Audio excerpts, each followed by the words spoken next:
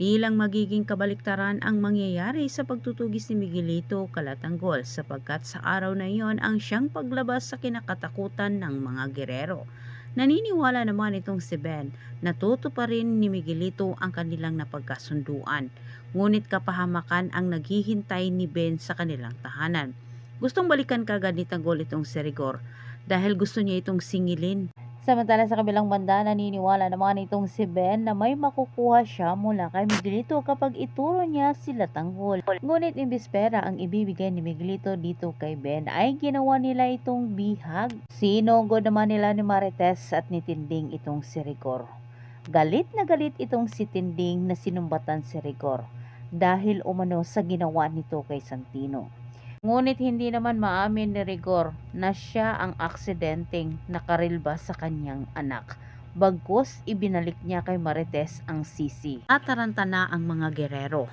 Pilit na silang pinababa ng mga tao. Hindi na nila nasolusyonan ang sugod-sunod na gulo. Pinag-uutos na ni Miguelito na sino man ang gustong bumangga sa kanila ay tatapusin na umano nila ito. Wala na umano silang sasantuhin pa. Kahit hindi pa sumang-ayon itong si Roberto, pinagpipilitan pa rin ni Miguelito ang kanyang utos dahil anya siya ang masusunod dahil siya ang may mataas na posisyon. Dahil kay Ben, natunto na nga nila ni Miguelito ang lugang pinagtataguan nila ni Tanggol.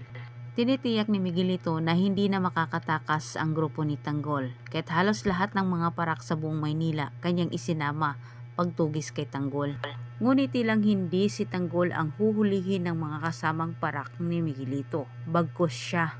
Sapagkat sa araw na yun mismo ay lumabas na din ang totoong resulta ang kinakatakutan ng mga gerero. Higpit na ipinag-uutos ni Commissioners sa lahat na hindi tugisin si Tanggol, bagkus si Miguelito at kapatid nitong si Roberto.